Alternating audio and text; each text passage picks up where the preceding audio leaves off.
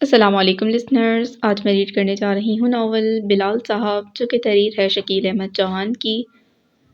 Novel شروع کرنے سے پہلے میری آپ سے ریکویسٹ ہے کہ پلیز چینل کو سبسکرائب کیجیے، بیل آئیکن کو پریس کیجیے تاکہ ہر نئی آنے والی ناول کی اپڈیٹ آپ کو ملتی رہے۔ چلیے شروع کرتے ہیں قسط نمبر 2۔ عصر کے بعد بلال حسب معمول بابا جمعہ کے پاس جاتا جو کہ اپنے کام میں مصروف تھے۔ ان کے پاس ایک لڑکا عمر تقریباً 25 سال ہوگی اپنے جوگر شو سلائی کروا رہا تھا اور وہ بابا جمعہ سے ملکی حالات پر بحث میں مصروف تھا۔ وہ بابا جمعہ کی پرسنالٹی سے بہت متاثر ہوا اور ان کے نالج کی تعریف کر رہا تھا۔ اس لڑکے نے کہا، آپ کافی تعلیم یافتہ لگتے ہیں، صرف میٹرک؟ بابا جمعہ سلائی کرتے بولے، میٹرک؟ صرف میٹرک؟ وہ ہکا بکا رہ گیا۔ اس کے چہرے پر تجسس تھا۔ بابا جمعہ سلائی کر کے فارغ ہو چکے تھے اور اس کے چہرے کی حیرانی دیکھ کر بولے، بیٹا جی کیا ہوا آپ کو؟ میں نے جس ٹاپک پر آپ سے بات کی، آپ ایک ماہر لیکچرار کی طرح پریزنٹیشن دے رہے تھے۔ آپ ٹپیکل موچی تو نہیں لگتے، آپ ایک ویژنری پرسنالٹی ہیں۔ اس نے بابا جمعہ کی تعریف میں بھاشن دے ڈالا۔ بلال اس کے پیچھے کھڑا سب کچھ دیکھ رہا تھا۔ بابا جمعہ نے اس لڑکے کے جوگر سلائی کر کے شاپر بیگ میں ڈال کر اس لڑکے کو تھما دیے۔ بیٹا چائے پیو گے؟ بابا جمعہ نے اس لڑکے سے پوچھا۔ جی ہاں ضرور ضرور، وہ یک بولا۔ بلال صاحب 3 چائے کا اقبال کو فون کر دو۔ بلال نے اپنا پرانی وضع کا موبائل نکالا اور اقبال کے چائے والے کو فون کر دیا، جو پیچھے بازار میں چائے کی دکان چلاتا تھا۔ اقبال چائے والے کی دکان چڑڑ گاؤں کے بازار میں واقع ہے۔ چڑڑ گاؤں آج سے تقریباً 40 سال پہلے لاہور شہر سے باہر ایک پسماندہ گاؤں تھا اور اس تک رسائی کے لیے کوئی باقاعدہ راستہ بھی موجود نہیں تھا۔ ڈیفنس ہاؤسنگ اتھارٹی اسی گاؤں اور کچھ اور دیہاتوں کے زرعی رقبے پر تعمیر ہوئی۔ بڑھتے ہوئے آبادی کے طوفان نے زرعی رقبوں پر نئی ہاؤسنگ سوسائٹیز بنانے پر مجبور کر دیا ہے۔ ڈیفنس ہاؤسنگ اتھارٹی کا یہ علاقہ گلبرگ کی طرح لاہور شہر کا پوش ترین علاقہ ہے۔ یہ گاؤں ڈیفنس کے 3 بلاکس جی جے کے درمیان واقع ہے۔ یہ گاؤں غریب اور مڈل کلاس لوگوں کی بستی ہے اور ان کا روزگار ڈیفنس کے گھروں سے وابستہ ہے۔ غریب عورتیں مختلف گھروں میں کام کرتی ہیں اور مرد کوئی سبزی کا کام کرتا ہے، دودھ والا کریانہ سٹور، مالی ڈرائیور، سیکیورٹی گارڈ، مستری مزدور، موٹر مکینک، کارپینٹر اور موچی۔ جی ہاں موچی۔ بابا جمعہ بھی موچی ہے اور چرڑ گاؤں سے ڈیفنس میں داخل ہوں تو دائیں ہاتھ گاؤں کے علاقے میں مین روڈ سے پہلے یعنی غازی روڈ جو ڈیفنس سے گزر کر بھٹا چوک تک جاتا ہے، دائیں ہاتھ بابا جمعہ کا موچی خانہ آباد ہے، بائیں ہاتھ گاؤں کی نورانی مسجد ہے۔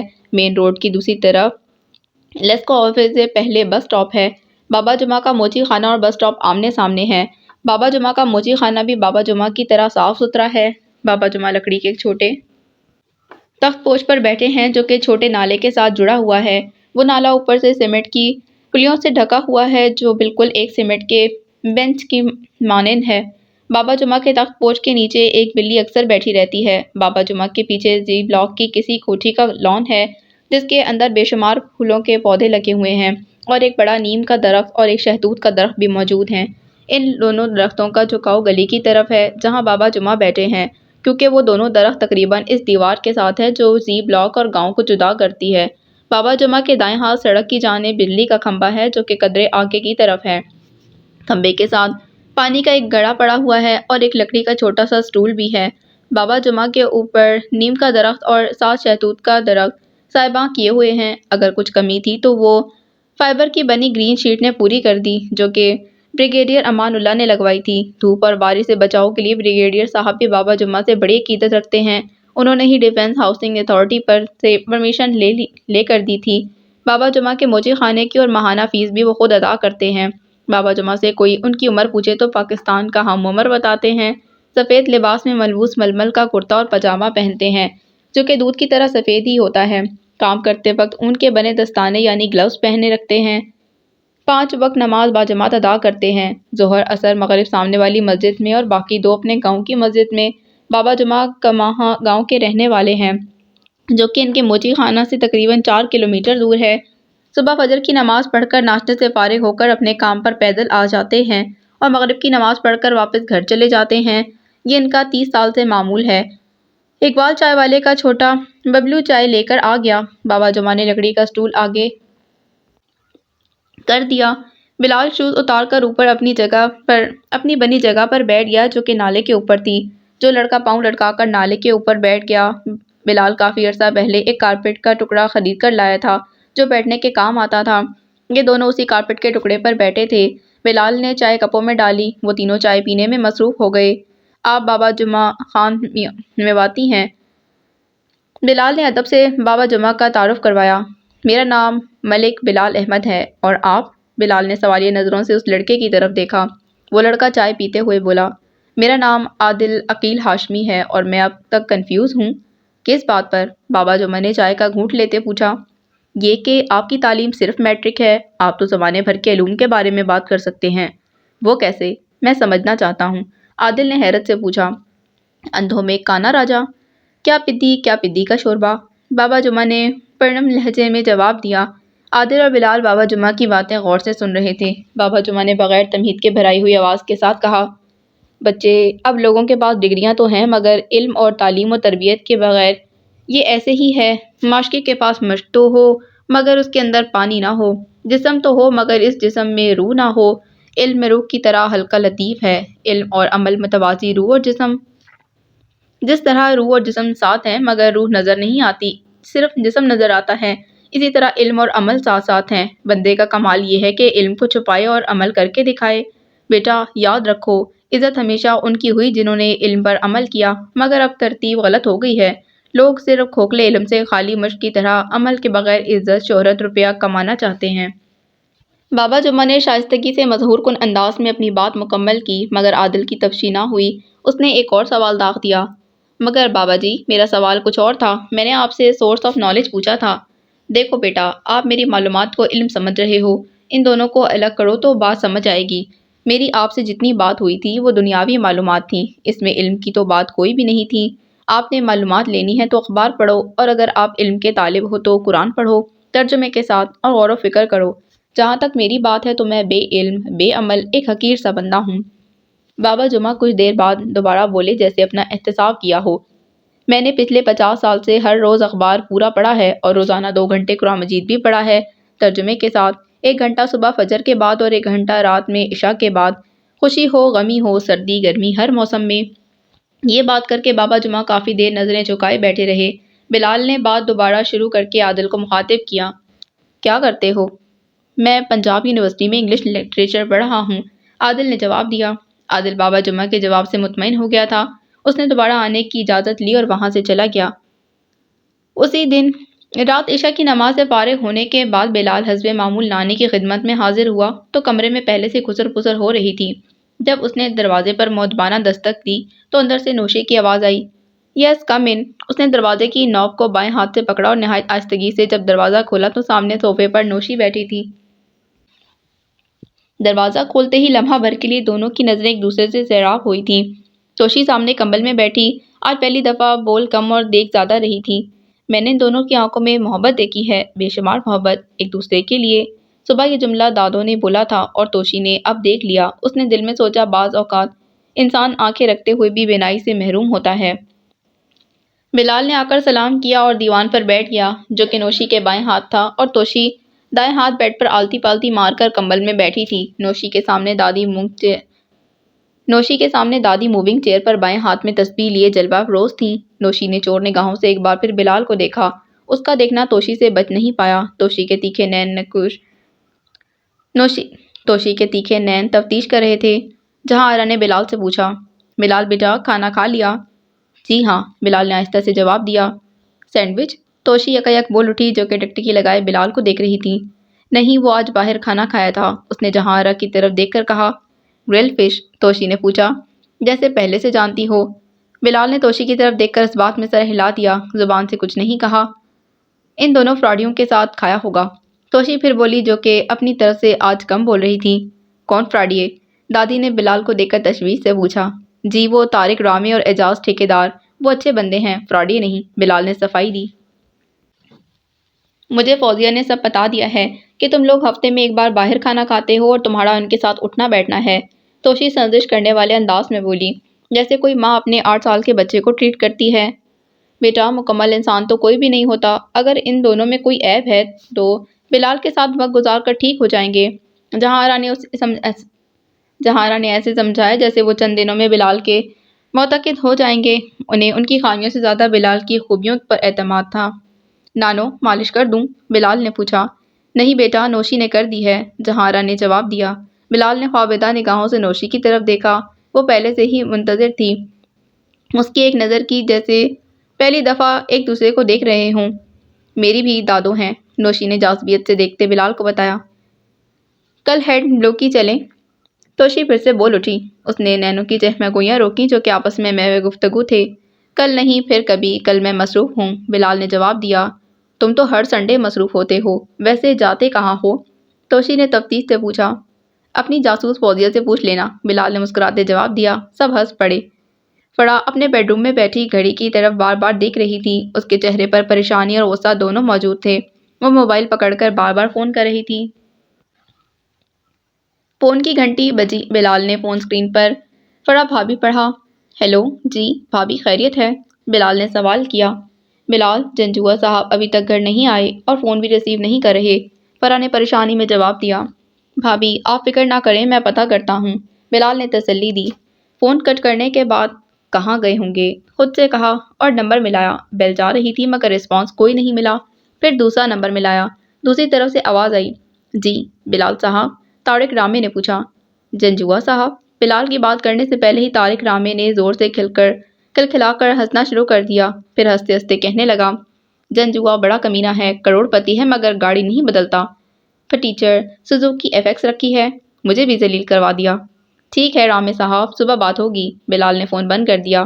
وہ ساری بات سمجھ گیا۔ ڈیفنس سے کھانا کھانے کے بعد اعجاز، جنجوعہ اور طارق رامے جوہر ٹاؤن جانے کے لیے نکلے تو راستے میں جنجوعہ کی گاڑی خراب ہو گئی تھی اور فون سائلنٹ موڈ پر تھا، وہ ریسیو نہیں کر رہا تھا۔ بلال نے فرح کو فون ملایا۔ جی بلال، کچھ پتہ چلا؟ خیریت تو ہے، کہاں ہیں؟ فرح نے ایک ہی سانس میں سارے سوال کر ڈالے۔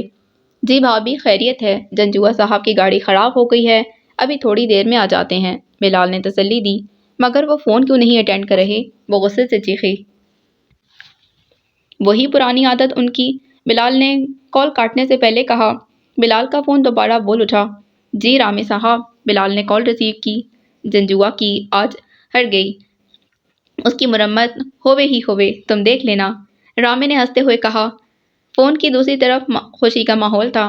مین گیٹ پر گاڑی کا ہارن بجا، سوزوکی FX اندر داخل ہوئی۔ بیڈ روم کا دروازہ کھول کر اعجاز، جنجوعہ اندر داخل ہوا ہی تھا۔ جنجوعہ صاحب، آپ کو کسی کی فیلنگ کا ذرا برابر بھی احساس ہے؟ فرح زخمی شیرنی کی طرح دھاڑی۔ میں کب سے فون کر رہی تھی آپ کو؟ ذہن میں ہزاروں طرح کے خیال، دل میں وسوسے، خدشے، اللہ خیر کرے، اور آپ کو کوئی پرواہ ہی نہیں۔ اعجاز، جنجوعہ خاموشی سے کرسی پر بیٹھ گیا اور اپنا ماتھا انگوٹھی اور 2 انگلیوں سے پکڑ لیا۔ فرح نے دیکھا تو اس کا سارا غصہ فکر مندی میں بدل گیا۔ وہ پاس آئی، دوزانوں بیٹھ کر جنجوعہ صاحب کا چشمہ اتارا۔ طبیعت تو ٹھیک ہے آپ کی؟ فرح نے فکر مندی سے پوچھا۔ بس کچھ سر میں درد ہے، اعجاز، جنجوعہ نے جواب دیا۔ فرح نے بیڈ کی سائڈ ٹیبل کا دراز کھولا، پیناڈول کی گولی نکالی، سائڈ ٹیبل پر پڑے جگ سے پانی دیا۔ آپ یہ کھائیں، میں گرم دودھ لے کر آتی ہوں۔ یہ کہہ کر وہ دودھ لینے چلی گئی۔ بیڈ روم کا دروازہ کھلا تھا، اتنے میں طارق رامے کا فون آ گیا۔ فون اعجاز جنجوعہ کے ہاتھ میں ہی تھا جو فرح کی مسڈ کال دیکھ رہا تھا۔ ہاں وہی، مرمت ہو گئی یا ہونے والی ہے؟ طارق رامے نے مزے سے پوچھا۔ بیٹا جی، ہم بھی کھلاڑی ہیں، بیوی کو بیوقوف بنانا کون سا مشکل کام ہے، اعجاز، جنجوعہ نے فاتحانہ انداز میں کہا۔ کون سی گولی دی ہے بھابھی کو اس بار؟ طارق رامے نے پوچھا۔ ہزاروں گولیاں ہیں، کوئی سی بھی دے دو۔ تو بیٹا شادی کرو، ایسے ایسے مشورے دوں گا، بیوی تمہارے ساتھ بھیگی بلی۔ فرح پیچھے کھڑی سب سن رہی تھی۔ یہ لیجئے دودھ، فرح نے کہا۔ تم کب آئی؟ جنجوعہ نے پوچھا۔ جب آپ گولیاں دے رہے تھے، فرح نے تلخ لہجے میں جواب دیا۔ یار وہ یہ فون، ہاں فون سائلنٹ تھا، فون بند کرتے ہوئے ہکلاہٹ میں کہا۔ گولی کھائی بھی ہے یا پھر صرف گولیاں دیتے ہی ہیں؟ دودھ کا مگ جنجوعہ صاحب کے ہاتھ میں تھماتے فرح بولی۔ نہیں وہ سوری یار، اعجاز، جنجوعہ نے فوراً ہتھیار ڈال دیے۔ وہ کرسی پر بیٹھ کر دودھ پینے میں مصروف ہو گیا اور فرح ٹیرس کا دروازہ کھول کر باہر ٹیرس پر چلی گئی اور لان کی طرف منہ کر کے کھڑی ہو گئی۔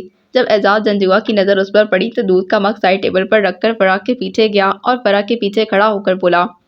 فری جی سوری یار، وہ فون سائلنٹ تھا، کہا نا سچی یہی بات تھی۔ اعجاز، جنجوعہ نے انتہائی سنجیدگی سے صفائی پیش کی۔ آگے سے خیال رکھوں گا، پکا وعدہ۔ فری جی آپ مجھے فری مت کہا کریں، فرح نے دو ٹوک جواب دیا۔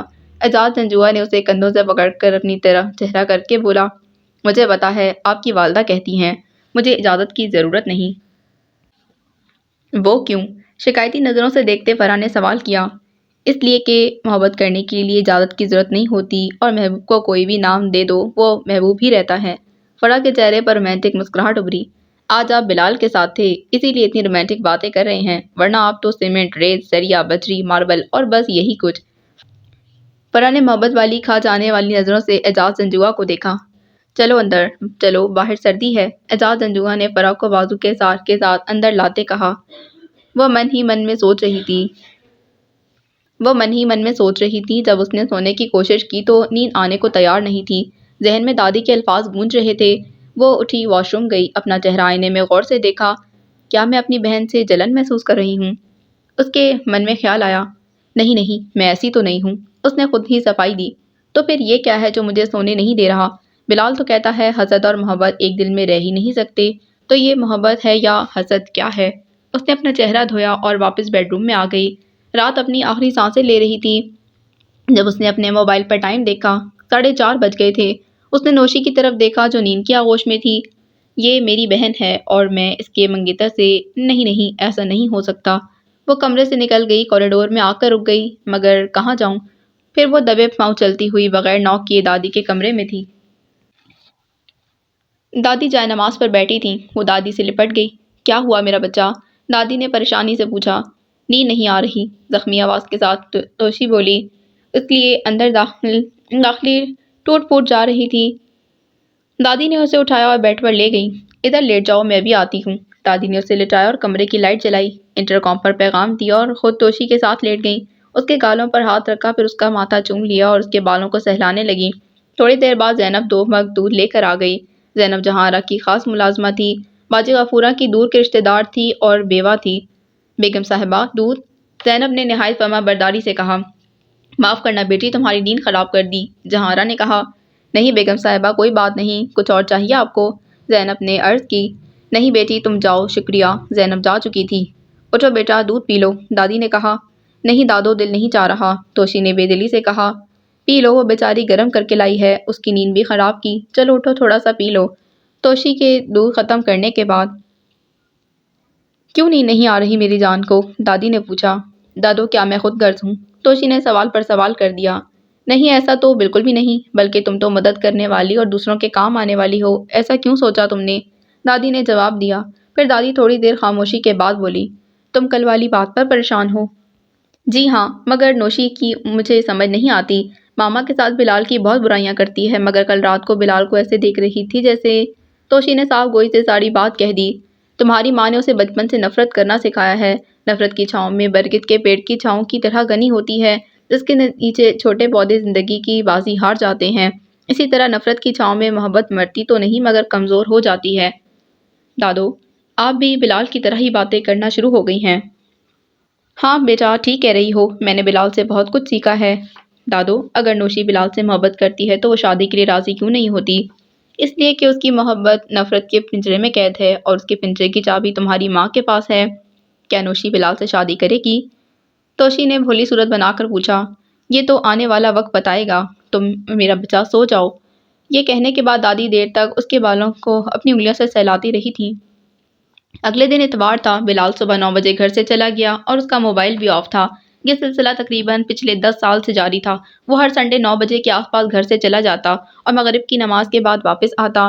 ہاں، عصر کے بعد اس کا نمبر ضرور آن ہو جاتا جب وہ بابا جمعہ کے پاس ہوتا۔ اس سے پہلے وہ کہاں ہوتا، کیا کرتا، کسی کو بھی معلوم نہیں تھا۔ اگر کسی نے پوچھا تو اس کا جواب ہوتا، میں بتانا نہیں چاہتا۔ اس کی نانی کو بھی معلوم نہیں تھا کہ وہ کہاں جاتا ہے۔ کئی سال پہلے اس نے بابا جمعہ سے سنا تھا، آقا کریم صلی اللہ علیہ وآلہ وسلم کی ایک حدیث کا مفہوم، میرا امتی ہر گناہ میں مبتلا ہو سکتا ہے، ایک جھوٹ نہیں بول سکتا اور دوسرا دھوکہ نہیں دے سکتا۔ یہ بات اس کے ذہن میں نقش ہو گئی تھی۔ وہ ان دونوں باتوں سے بچنے کی کوشش کرتا۔ اسی دن عصر کے بعد وہ بابا جمعہ کے پاس نالے کے اوپر آلتی پالتی مار کر اخبار پڑھ رہا تھا اور بابا جمعہ جوتا پالش کرنے میں مصروف تھا۔ ایک آدمی انتہائی پریشان، عمر 50 کے آس پاس ہوگی، شیو بڑی ہوئی، گرم چادر کندھوں پر اور پیر میں پشاوری کالی چپل پہنے ہوئے آیا۔ بابا جی، مجھے تعویذ دے دیں یا پھر کوئی وظیفہ ہی بتا دیں، میں تو برباد ہو گیا ہوں، جو بھی کام کرتا ہوں بیڑا غرق ہو جاتا ہے، ہر طرف سے بری خبر ہی ملتی ہے، میرا تو میری تو کچھ سمجھ نہیں آ رہا کیا کروں۔ دوسری بار میرا کاروبار ٹھپ ہو گیا ہے۔ بڑے بیٹے کو مسقط بھیجا، وہ وہاں فارغ بیٹھا ہے، نہ کوئی پیسہ نہ کوئی دھیلا بھیجتا ہے۔ اس نے ایک ہی ساتھ اپنی دکھ بھری رودات سنا دی۔ بابا جمعہ نے پالش کرنا چھوڑ دی، اس کی ساری بات توجہ سے سنی، پھر بولے، بیٹھ جاؤ محمد طفیل۔ بلال بیٹا، طفیل صاحب کو پانی پلاؤ۔ بلال اٹھ کھڑا ہوا اور بجلی کے کھمبے کے ساتھ پڑے پانی کے گڑھے سے ایک پیالہ پانی محمد طفیل کو دیا۔ طفیل ایک ہی سانس میں گھٹا گھٹ سارا پانی پی گیا جیسے پریشانی کی آگ بجھا رہا ہو۔ اب بتاؤ کیا ہوا ہے؟ بابا جمعہ نے طفیل سے سوال کیا۔ ہونا کیا ہے؟ مقدر ماڑے، آپ کو تو پتہ ہے پوری زندگی ریلوے کی ملازمت کی۔ ریٹائرمنٹ سے جو پیسہ ملا اس سے دونوں بچوں کے ہاتھ پیلے کر دیے، پھر خالی ہاتھ ریلوے کوارٹر خالی کرنا پڑا۔ گاؤں میں 15 ایکڑ زمین تھی، وہ بیچ کر ایک 4 مرلے کا گھر لیا۔ بڑے بیٹے کو باہر بھیجا، جو پیسے بچ گئے اسے کپڑے کی دکان بنائی۔ 15 دن بعد دکان میں چوری ہو گئی، سارا مال چور لے گئے، کپڑے کی 1 لیر یعنی کپڑے کا چھوٹا سا پیس بھی نہ چھوڑا ظالموں نے۔ چھوٹا بیٹا شیف ہے، کہنے لگا ابا ریسٹورنٹ بناتے ہیں۔ مکان گروی رکھ کر بینک سے لون لیا، کام تو اچھا چل پڑا مگر میری قسمت پھر جل گئی، ریسٹورنٹ میں آگ لگ گئی، سب کچھ جل کر راکھ ہو گیا۔ اب بلڈنگ کا مالک مرمت کے لیے پیسے مانگتا ہے، میں کہاں سے دوں؟ محمد طفیل نے گھائل سپاہی کی طرح ساری داستان بیان کر دی اور خود گردن جھکائے کسی قیامت کا انتظار کرنے لگا۔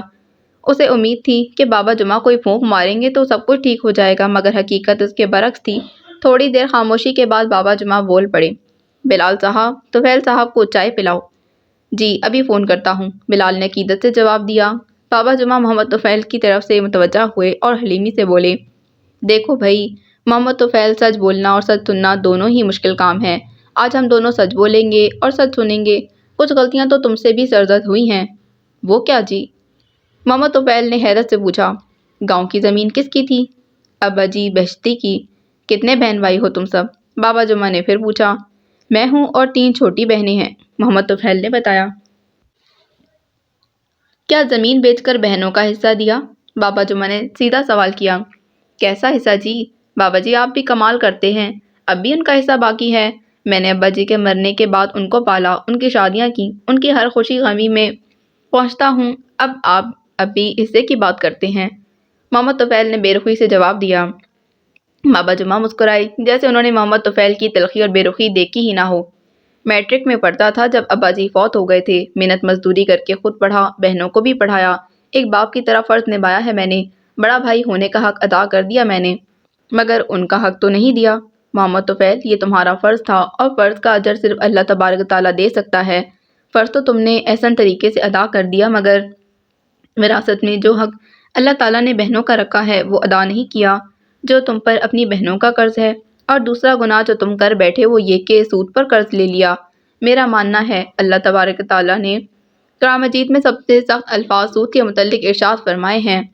یہ 2 گناہ تم سے سرزد ہو گئے، پہلا بہنوں کا حصہ نہیں دیا اور دوسرا سود پر قرض لے لیا۔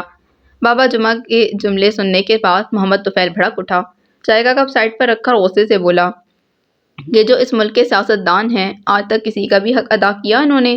بینکوں سے اربوں کے قرضے لیے اور کبھی ادا نہیں کیے، عوام کو روٹی میسر نہیں اور ان کے کتے بسکٹ کھاتے ہیں، ان کی تو اللہ پکڑ نہیں کرتا۔ مجھ غریب سے انجانے میں 2 گناہ ہو گئے اور مجھے اتنی بڑی سزا دے دی۔ بابا جمعہ نے ٹھنڈی سانس لی اور آسمان کی طرف دیکھا، پھر بولے، اللہ کا شکر ہے کہ تم گناہ کو گناہ سمجھتے ہو، رہی بات اس ملک کے سیاسی لوگوں کی تو وہ گناہ کو گناہ ہی نہیں سمجھتے، اس لیے اللہ تعالیٰ انہیں توبہ کی توفیق نہیں دیتا۔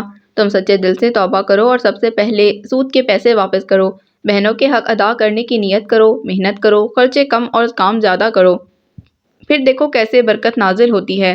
محمد طفیل عاجزی سے بول پڑا، وہ سب تو ٹھیک ہے مگر کیسے؟ میرے پاس تو کچھ بھی نہیں ہے، بہنیں الگ ناراض ہیں، ان سے ادھار کیسے مانگوں؟ دوسرے رشتہ دار سب مشکل سے دال روٹی کھا رہے ہیں، 10 لاکھ تو بینک کا ہی ہے، دوبارہ کام شروع کرنے کے لیے بھی پیسے چاہیے۔ محمد طفیل شائستگی سے سب کچھ بیان کر رہا تھا۔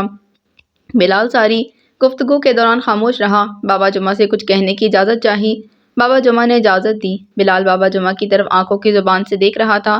بابا جمعہ نے آنکھیں بند کر کے جواب دی اور اس بات میں سر کو جنبش دی، آپ کل تشریف لے آئیں، اللہ بہتر کرے گا۔ بلال نے طفیل سے کہا، محمد طفیل تم کل آؤ۔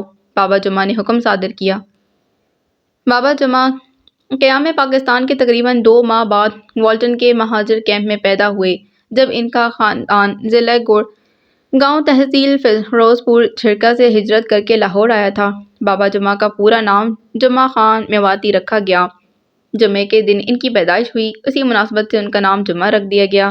میواتی قوم سادہ لوگ تھے، دین سے بہت محبت کرنے والے، سیدھے سچے مسلمان۔ ان کے بچوں کے نام ان کی سادگی کا ثبوت ہیں۔ 17 اکتوبر بروز جمعہ 1947 میں بابا جمعہ پیدا ہوئے۔ بابا جمعہ کے والد سفید خان کو کماہاں گاؤں میں ایک گھر جو کہ کسی سکھ سردار جی کا تھا الاٹ ہوا۔ 12 ایکڑ زرعی زمین بھی ان کے حصے میں آئی۔ سفید خان کا نام بھی ان کی رنگت کی وجہ سے رکھا گیا تھا، جو کہ بہت سفید تھے۔ اپنی پیدائش کے وقت ان کی نیلی آنکھیں تھیں۔ یہی رنگت اور آنکھوں کی خوبصورتی بابا جمعہ کو اپنے باپ سے وراثت میں ملی۔ بابا جمعہ میٹرک تک پڑھ سکے۔ 1965 میں انہوں نے میٹرک کیا۔ اسی سال ان کے والد سفید خان انتقال کر گئے۔ 2 چھوٹی بہنوں اور ماں کی ذمہ داری جمعہ خان پر آ گئی۔ آگے پڑھنا چاہتے تھے مگر حالات نے اجازت نہیں دی۔ ان کا ایک دوست اندرون لاہور میں ہاتھ سے بنے جوتوں کے کارخانے میں کام کرتا تھا۔ اسی دن بابا جمعہ کو بھی کام پر لگوا دیا۔ بہنوں کی شادیاں پہلے کی، بعد میں اپنی شادی کروائی، مگر بابا جمعہ کو اولاد کی نعمت نہ ملی۔ گھر کی گزر بسر اچھی ہو رہی تھی۔ ماں کی حج کرنے کی خواہش تھی، اسے پورا کرنے کے لیے 2 ایکڑ زرعی رقبہ ڈیفنس ہاؤسنگ اتھارٹی کو بیچ دیا۔ پہلے بہنوں کا حصہ دیا، اس کے بعد حج کے پیسے دیے۔ 1980 میں ماں اور بیوی کے ساتھ حج کر لیا۔ حج کے بعد والدہ کی طبیعت اکثر خراب رہتی۔ اندرون لاہور سے کام چھوڑ دیا اور چرڑ گاؤں کے راستے میں موچی خانہ بنا لیا، جو کہ پچھلے 30 سال سے قائم ہے۔ 1983 میں موچی بنے، حالانکہ ذات کے موچی نہیں تھے، ہاتھ سے جوتے بنانا جانتے تھے۔ 18 سال یہ کام کیا تھا۔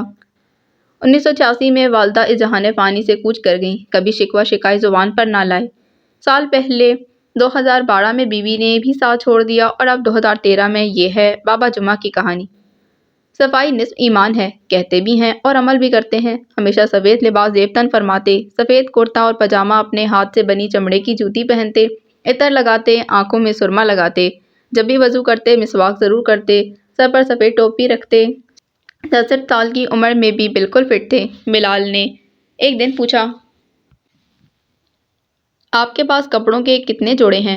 3، انہوں نے جواب دیا۔ ان کا معمول تھا کہ عشاء کی نماز سے فارغ ہو کر پہنے ہوئے کپڑے بالٹی میں سرف ڈال کر بھگو دیتے اور گھر میں تہبند اور کرتا پہن لیتے۔ دوسرے دونوں جوڑے استری ہوتے۔ صبح فجر سے پہلے ان کپڑوں کو نچوڑ کر سوکھنے کے لیے ڈال دیتے، جمعہ کی چھٹی کرتے اور ہر سال رمضان کا پورا مہینہ کبھی کام نہیں کرتے۔ کھانے میں کھچڑا بہت پسند تھا۔ یہ میواتیوں کی خاص ڈش ہے جو ان کی والدہ بناتی تھیں۔ والدہ کے بعد ان کی بیوی بھی اچھا بنا لیتی تھی، مگر والدہ جیسا نہیں۔ بیوی کے بعد وہ خود بنانے لگے۔ کھچڑا عربوں کے ہریسہ سے ملتا جلتا پکوان ہے۔ فرق صرف اتنا کہ ہریسہ گندم یا جو کے ہم وزن گوشت سے بنتا ہے۔ کھچڑے میں بھی یہی چیزیں ڈالی جاتی ہیں، مگر کچھ دالوں کا اضافہ کیا جاتا ہے۔ ہلدی اور پسی ہوئی سرخ مرچ ملائی جاتی ہے، جبکہ ہریسہ میں صرف پسی ہوئی کالی مرچ اور نمک ڈالتے ہیں۔ اس کے علاوہ سبزیوں میں کدو اور میتھی بہت پسند تھی۔ ان کی دونوں بہنیں کراچی رہتی تھیں۔ اپنے مکان کا حصہ بھی بہنوں کو ادا کر دیا، جو کہ ان کا وراثت میں حق تھا۔ ہر سال رمضان میں ان سے ملنے جاتے۔ اقبال چائے والا عمر 50 کے آس پاس ہوگی، اس کے ساتھ محبت کا رشتہ تھا، اور اس سے بھی بڑھ کر بلال احمد کے ساتھ۔ اکثر اقبال سے کہتے کہ اگر میرا بیٹا ہوتا تو بلال سے اچھا نہیں ہو سکتا تھا۔ عشاء کی اذان کے بعد بلال اپنے کمرے میں دیوان کے ساتھ اوپن کچن کے سامنے نماز پڑھنے میں مصروف تھا، جب توشی اس کے کمرے میں داخل ہوئی۔ بلال سفید شلوار قمیص میں بہت خوبصورت لگ رہا تھا، جیسے کوئی درویش سفید لباس پہنے ہوئے دریا کے کنارے اونچے ٹیلے پر 14ویں رات کی چاندنی میں اپنے رب سے راز و نیاز میں مصروف ہو۔ توشی لائٹ بلو جینز اور سفید کرتا پہنے ہوئے، کھلے کالے سیاہ بالوں کے ساتھ دبے پاؤں، پیر کے آگے پیر رکھتے، کہیں مابل کے سینے پر پیر رکھتے ہوئے مابل کو تکلیف نہ پہنچے، کمرے میں داخل ہوئی۔ دروازہ کھلا ہوا تھا۔ بلال خشوع و خضوع کے ساتھ نماز میں مگن تھا، جیسے اللہ تبارک و تعالیٰ سے باتیں کر رہا ہو۔ اس کے ذہن میں حضرت علی رضی اللہ تعالیٰ عنہ کے ایک قول کا مفہوم ہمیشہ سے نقش تھا، جب میرا اللہ سے بات کرنے کو جی چاہتا ہے تو میں نماز پڑھتا ہوں، اور جب میرا جی چاہتا ہے کہ اللہ مجھ سے بات کرے تو میں قرآن پڑھتا ہوں۔ توشی کے آنے کا اسے احساس تک نہ ہوا، اور وہ بھی خاموشی سے اس کے بیڈ پر آ کر بیٹھ گئی۔ بلال نماز سے فارغ ہو کر لمبی دعا میں مصروف ہو گیا، کھلے ہوئے ہاتھوں اور بند آنکھوں کے ساتھ، مگر خاموشی سے۔ دعا سے فارغ ہوا تو خاموشی کا سینہ چیر کر توشی کی دلفریب آواز بلال کے کانوں کے پردوں پر دستک دینے لگی۔ کیوں مانگتے ہو اتنی لمبی لمبی دعائیں؟ الفاظ اس کے ہونٹوں سے ایسے نکلے جیسے پھول سے خوشبو۔ اس لیے کہ کسی اور سے مانگنا نہ پڑے۔ بلال کا جواب شہد کی طرح میٹھا تھا۔ اور کیا مانگتے ہو اپنی دعاؤں میں؟ توشی کے کلیوں جیسے ہونٹ ایک دفعہ پھر کھلے۔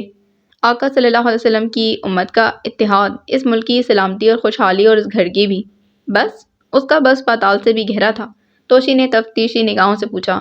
نہیں، ان کے لیے بھی دعا مانگتا ہوں جو مجھے چھوڑ کر چلے گئے ہیں، میرے ماں باپ۔ بلال نے عقیدت میں ڈوبی ہوئی آواز میں جواب دیا۔ اور اپنے لیے کیا مانگتے ہو؟ توشی نے پھر لب کشائی کی۔ بلال توشی کے سامنے کرسی پر بیٹھ گیا۔ توشی پہلے سے ہی بیڈ پر بیٹھی تھی۔ دونوں کے درمیان 2 فٹ کا فاصلہ تھا۔ دونوں ایک دوسرے کے آمنے سامنے، ایک دوسرے کی آنکھوں میں غوطہ زن تھے۔ بلال چہرہ شناس تھا۔ اس نے بغیر مشقت کے توشی کی آنکھوں میں لکھی تحریر پڑھ لی، اور وہ تحریر تھی محبت۔ مگر توشی ابھی تک آنکھوں کے سمندر میں کھوج رہی تھی۔ وہ جس کی اسے تلاش تھی، اسے سب کچھ نظر آ گیا۔ ایثار، قربانی، ہمدردی، دوستی، اخلاص، مگر محبت کہیں نہیں تھی۔ وہ محبت جس کی تلاش میں اس نے غوطہ لگایا تھا۔ اس کے 2 نین لمبے سفر سے تھک ہار کر واپس آ چکے تھے، وہ بھی خالی ہاتھ۔ توشی نے اپنے آپ کو سنبھالا اور اپنا سوال دہرایا۔ اور اپنے لیے کیا مانگتے ہو؟ میں نے پوچھا تھا، اس نے مصنوعی مسکراہٹ سے کہا۔ بلال توشی کے چہرے کو اپنی آنکھوں کے حصار میں لیے ہوئے تھا، جیسے کوئی مصنف مشاہدہ کر رہا ہو، جیسے مشاہدے کے دوران دیکھنا ضروری ہے، بولنا نہیں۔ بلال احمد، اپنے لیے دعا کرو اور اپنی محبت کو مانگ لو اسے۔ توشی نے تالابوں کی طرح بھری ہوئی آنکھوں کے ساتھ مشورہ دیا۔ اب اس کا چہرہ بلال کی آنکھوں کے حصار سے آزاد ہو چکا تھا۔ بلال کے چہرے پر نادیدہ خوف والی مسکراہٹ تھی۔ ایسی دعا مانگتے ہوئے شرم آتی ہے، کیونکہ وہ محبت کرنے کا حکم دیتا ہے، محبت مانگنے کا نہیں۔ بلال نفیس اور نپے تلے انداز میں بولا۔ دروازہ کھلا ہوا تھا، پھر بھی دستک ہوئی۔ بلال نے کرسی پر بیٹھے ہوئے ہی گردن مہروں کی طرح گھمائی اور پیچھے دیکھا۔ نوشی کھڑی تھی، دائیں ہاتھ کو دروازے کے ساتھ لگائے، بائیں ہاتھ کو اپنی کمر پر رکھے کہ کہیں کمر بل نہ کھا جائے۔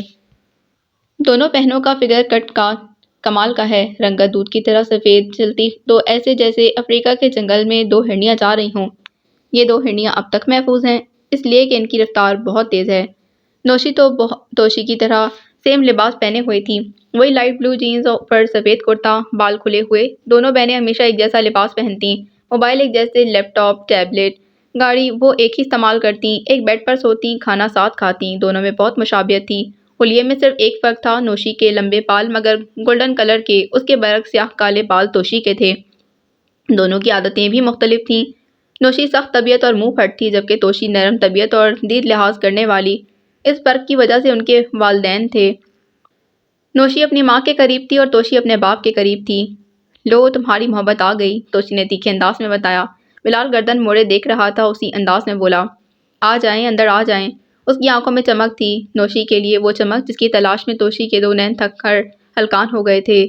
آپ دونوں کو سردی نہیں لگتی؟ بلال نے نوشی کو دیکھ کر کہا۔ اب بلال کو کوئی بتائے، ایک جوانی کی تپش، اوپر سے دولت کی گرمی، اس عمر میں سردی کم ہی لگتی ہے۔ دادو پوچھ رہی تھیں آپ کے بارے میں، سو میں پتہ کرنے آ گئی۔ نوشی نے خود ہی صفائی پیش کر دی۔ بلال کرسی سے کھڑا ہو چکا تھا اور نوشی اس سے کچھ فاصلے پر کھڑی تھی۔ بلال نے دیوان کی طرف اشارہ کرتے اعتماد سے کہا۔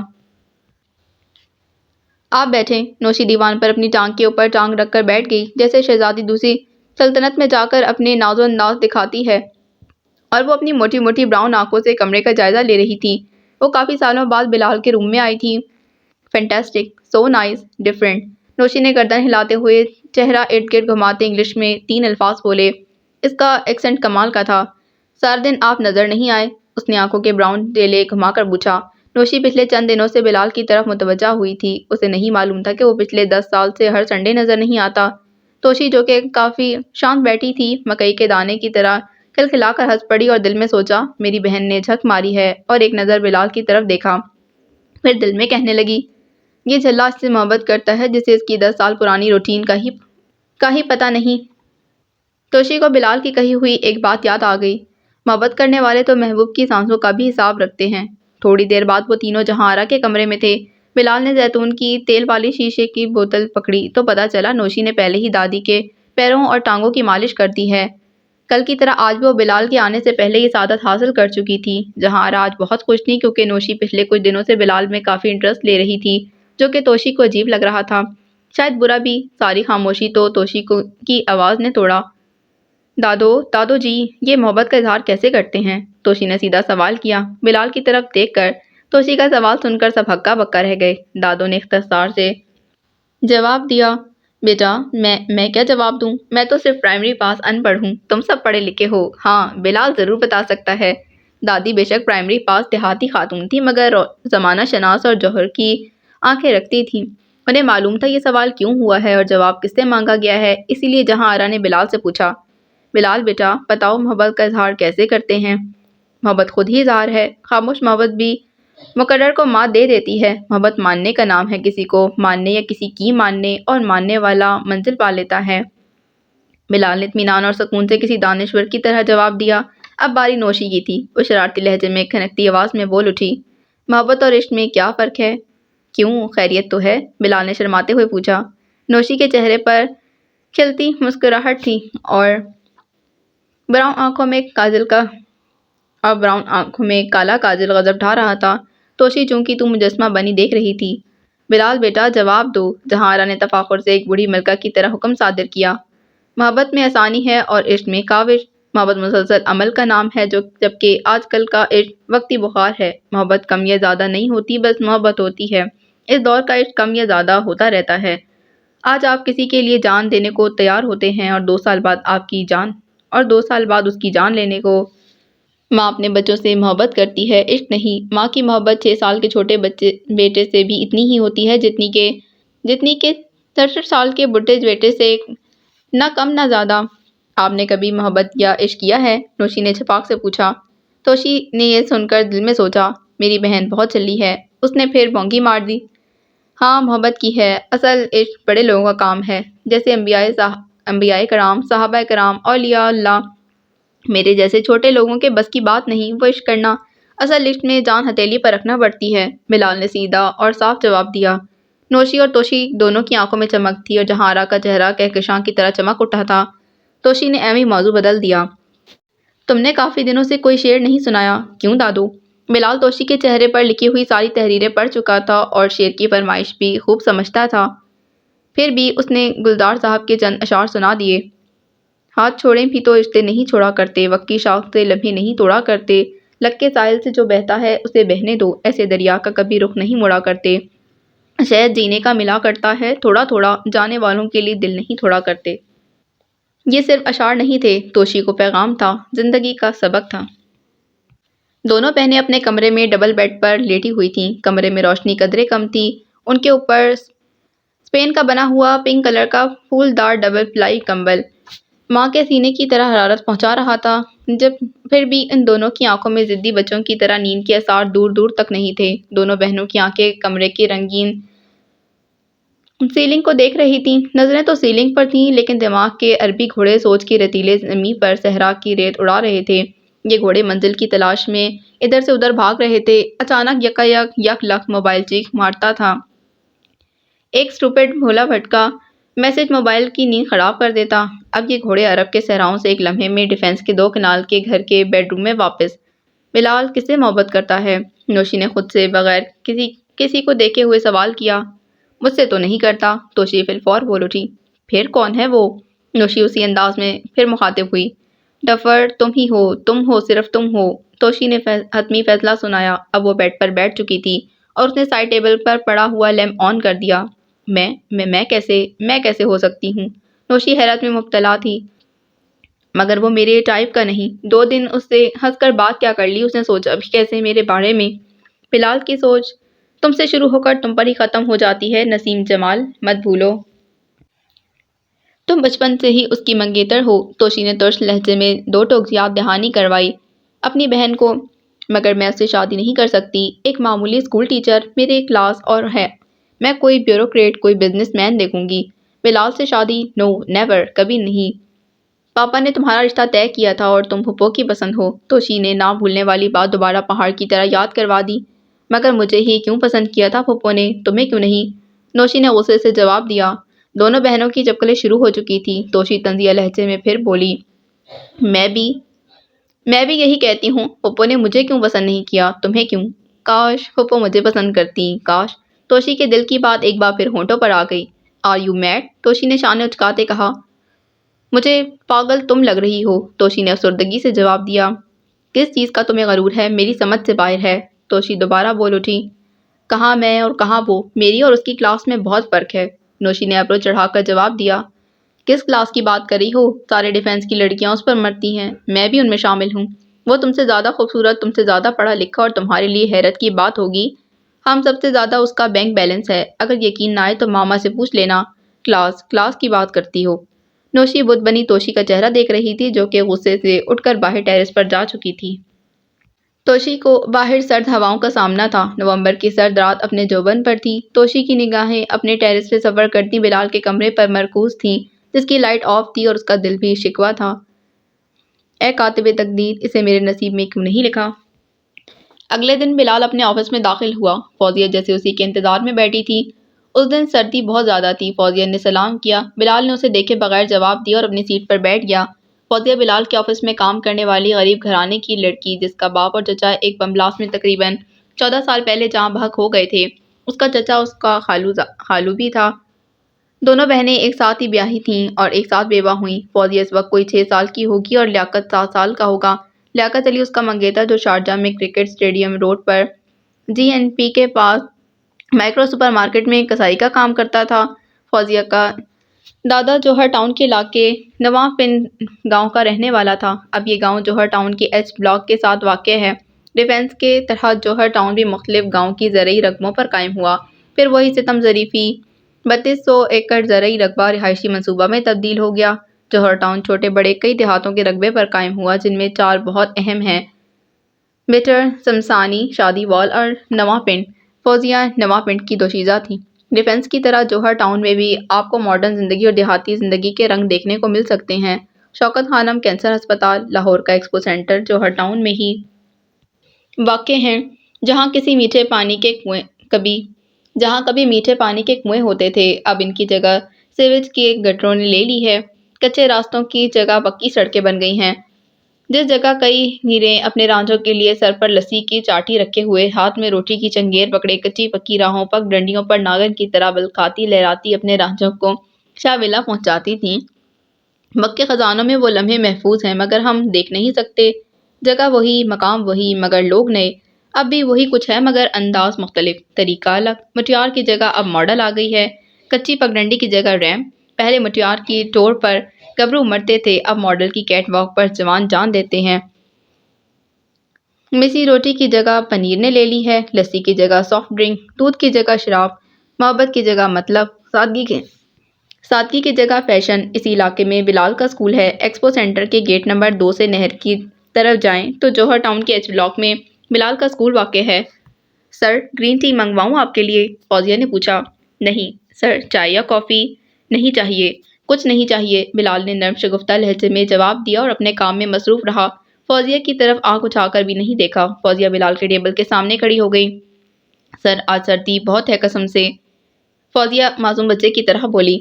اتنی زیادہ بھی نہیں۔ بلال نے نظریں اٹھا کر فوزیہ کی طرف دیکھا، چند لمحوں بعد وہ ہنس دیا۔ فوزیہ پنک کلر کا گرم سوٹ پہنے ہوئے کھڑی تھی، بالوں کو بغیر مانگ نکالے پیچھے کلپ لگایا ہوا تھا، ہمیشہ کی طرح ہلکا سا میک اپ کیا ہوا تھا۔ جس چیز کا اضافہ تھا وہ مرجنٹا کلر کی خوبصورت جیکٹ تھی جو اس نے پہن رکھی تھی۔ فوزیہ ایک سادہ لڑکی تھی جسے کپڑے پہننے کا شوق تو تھا مگر ڈریسنگ کی سوجھ بوجھ زیادہ نہیں تھی۔ جب 2 سال پہلے وہ بلال کے آفس آئی تو گائے تھی۔ بلال نے اسے بہت کچھ سکھایا، اٹھنا بیٹھنا، بات کرنا، کپڑے پہننے کا ڈھنگ۔ اب فوزیہ 2 سال پہلے والی فوزیہ نہیں تھی، وہ پر اعتماد، خوش شکل، خوش اخلاق، باحیا اور ذہین لڑکی تھی۔ مگر اس کا بچپنا باقی تھا جو کہ بلال کو پسند بھی تھا۔ بلال اکثر اس کی بے تکی باتیں سنتا رہتا مگر کچھ کہتا نہیں۔ آج بھی بلال اس کے بچپنے کی وجہ سے ہنس دیا۔ دراصل اس نے نئی جیکٹ پہنی تھی اور وہ بلال کو دکھانا چاہتی تھی۔ سر، لیاقت علی نے شارجہ سے بھیجی ہے، جس سپر مارکیٹ میں وہ کام کرتا ہے وہاں سے خرید کر۔ اچھا، بلال نے لمبا سا اچھا کہا۔ فوزیہ کو معلوم تھا بلال جب اس کی ٹانگ کھینچتا تو لمبا سا اچھا کہتا۔ سر، قسم سے یہ لیاقت علی نے بھیجی ہے، فوزیہ معصومیت سے بولی۔ اچھا جی اچھا، نائمن۔ بلال نے مسکرا کر جواب دیا۔ فوزیہ نائمن سمجھ نہیں پائی اور فٹ سے بول پڑی۔ سر، قسم سے یہ لنڈے کی نہیں خریدی، فوزیہ نے فوراً اپنی صفائی دی۔ قسم سے فوزیہ کا تکیہ کلام تھا۔ سر، کیا لنڈے کے کپڑے پہننا اتنا بڑا گناہ ہے؟ فوزیہ زخمی آواز کے ساتھ بولی۔ فوزیہ جی، حلال کی کمائی سے خریدے ہوئے لنڈے کے کپڑے بہتر ہیں حرام کے پیسوں سے خریدے ہوئے لندن کے کپڑوں سے۔ شارجہ میں جب بھی کوئی بہت خوبصورت لگتا ہے تو اسے نائمن کہتے ہیں۔ فوزیہ کا چہرہ مکئی کے دانے کی طرح کھل گیا جو کہ ہلکی سی حرارت پر کھل جاتا تھا۔ یہ حرارت تعریف کی تھی جس نے فوزیہ کا چہرہ کھلا دیا۔ سر، کیا آپ نے بھی کبھی لنڈے کے کپڑے پہنے ہیں؟ جی فوزیہ جی، جب میں کالج میں پڑھتا تھا تو لنڈے سے خریدے ہوئے کوٹ پہنتا تھا، بلال نے تفاخر سے جواب دیا۔ فوزیہ نے جاسوسی کے انداز میں پھر سے پوچھا، سر یہ والا کوٹ بھی لنڈے کا ہے؟ فوزیہ نے شہادت کی انگلی اور انگوٹھے کا ایل بنا کر بلال نے جو کوٹ پہنا تھا اس کی طرف اشارہ کیا۔ نہیں نہیں فوزیہ جی، یہ تو میں نے مدینہ منورہ سے خریدا تھا جب میں اور نانو حج پر گئے تھے۔ جب بلال نے مدینہ منورہ کا نام لیا تو اس کی زبان عقیدت میں ڈوبی ہوئی تھی۔ فوزیہ جی، کچھ کام بھی کر لیں، آپ مجھے 9th-10th کی مڈ ٹرم رزلٹ شیٹ دیں۔